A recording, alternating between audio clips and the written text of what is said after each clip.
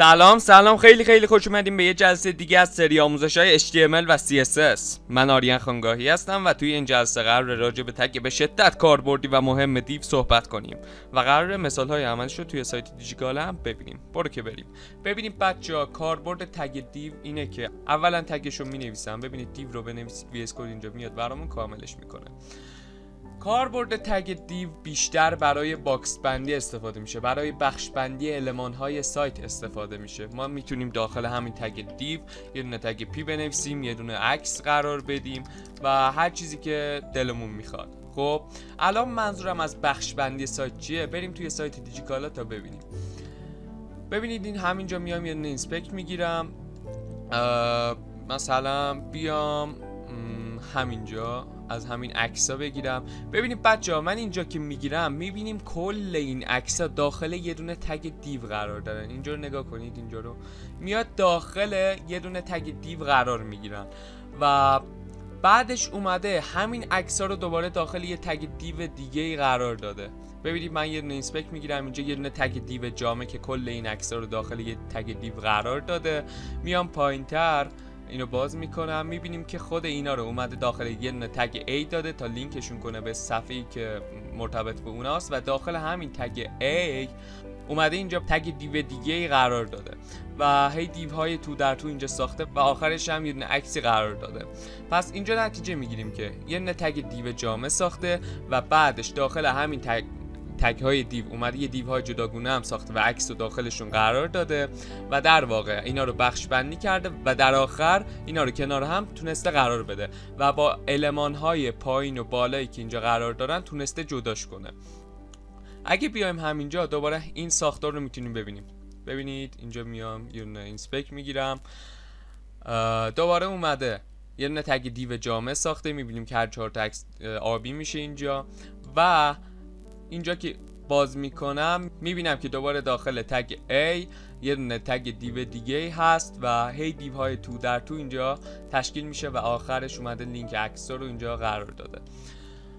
خب این از کاربرد تگ دیو بود، برای بخش بندی سایت گفتیم استفاده میشه. بازم بخوام بهتون نشون بدم میبینم همینجا ببینید اومده یه دونه تگ دیو جامعی ساخته، البته ببینم میگیره. بله ببین اومده یه دونه تگ دیو جامعی اینجا ساخته، بزرگ در واقع والد.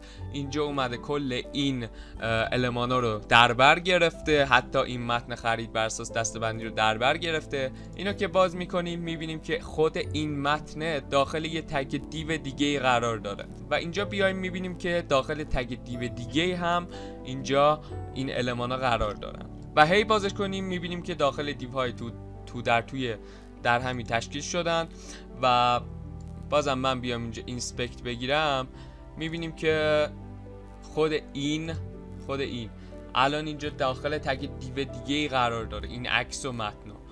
پس نتیجه میگیریم تگ دیو برای باکس بندی و بخش بندی سایت استفاده میشه و سلام، یعنی بیشترین کاربردش اینه.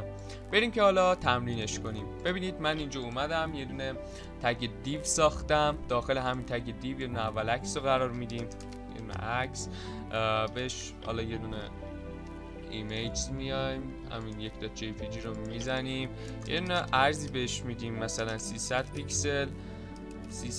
میام پایینش یه دونه تگ پی مینویسم. تگ پی برای مثال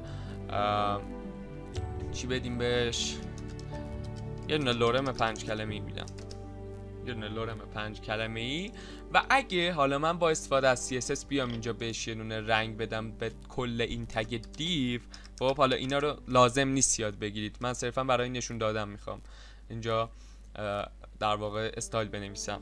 میام داخل همین اتریبیوت استایل یه دونه بهش رنگ میدم، بک‌گراند کالر، یعنی رنگ بک‌گراندش مثلا باشه آبی، بلو باشه و میبینیم که این المان در واقع متنمون و عکسمون داخل یه دونه باکس، خودش هم باکس آبی قرار گرفته.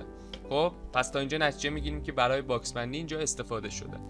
الان من میتونم یه دونه تگ دیو دیگه‌ای بسازم، برای مثال همین داخلش همین عکس‌ها رو کپی میکنم، عکس و متن رو میام اینجا قرارش میدم و همین استایل هم کپی میکنم، رنگش رو عوض میکنم، استایل کپی، میام اینجا رنگش رو مثلا قرمز میکنم. میبینیم که دوباره یه باکس جدیدی داریم اینجا، عکس داخلش قرار داره و یه دونه متن داخلش قرار داره و اینا از هم جدا شدن. ببینید این دیو دیگه ایه که اینجا آبی هست و این هم یه دیو دیگه است که اینجا قرمز دادیم بهش. پس نتیجه اینجا دوباره میگیریم برای باکس بندی سایت استفاده میشه. خب شاید الان براتون سوال شده باشه که آقای خانگاهی الان اینا چقدر بی‌نظم و بی‌ریخته. خب جوابش اینه که ما با CSS باید این کارو رو انجام بدیم. یعنی ما توی CSS اینا رو قرار مرتب کنیم، قشنگ خوشگلشون کنیم، به این حالت در بیاریمشون، یعنی همینطوری که دیجیکالا در آورده. همه اینا با CSS امکان پذیره. شاید براتون الان سوال شده باشه که دوباره چطور میتونیم اینا رو کنار هم قرار بدیم. اینم با CSS امکان پذیره. حالا اینجا یه دونه کد قرار میدم، مثلا اینجا میایم بهش میدیم دیسپلی و این لاین بلاک اگه بهش بدیم میاد کنار هم قرار میگیره. باید به هر دو تا المان هم اینو بدیم. اینجا نه، اینجا. اگه به هر دو تاشون دیسپلی این لاین بلاک بدیم میان اینجا کنار هم قرار میگیرن. این یه باکس جداست، این هم یه باکس جداست و هر چقدر از اینا یه دونه کپی بگیریم بازم میان کنار هم قرار میگیرن و میبینیم که تونستیم با استفاده از دیو، تگ دیو، یه همچین بخشایی رو ایجاد کنیم. دقیقاً مثل اینه. ببینید دقیقاً مثل این عکسه که در واقع اینجا توی دیجیکالا دیدیم. 4 تا عکس در واقع اینجا کنار هم قرار دادیم. این یه دونه تمرین کوچیکی بود. اینم از کدها. سعی کنید اینا رو تمرین کنید، خیلی مهمه. ببینید تگ دیو خیلی مهمه و کاربردی، همونطوری که توی سایت دیجیکالا براتون نشون دادم. حتما خیلی خوب اینو تمرین کنید. برید توی گوگل سرچ کنید، مطالب خوب راجع به همین دیو بخونید و اینکه اگه از ویدیو خوشتون اومد حتما لایک و سابسکرایب فراموش نشه. تا جلسه بعدی، خدا نگهدار.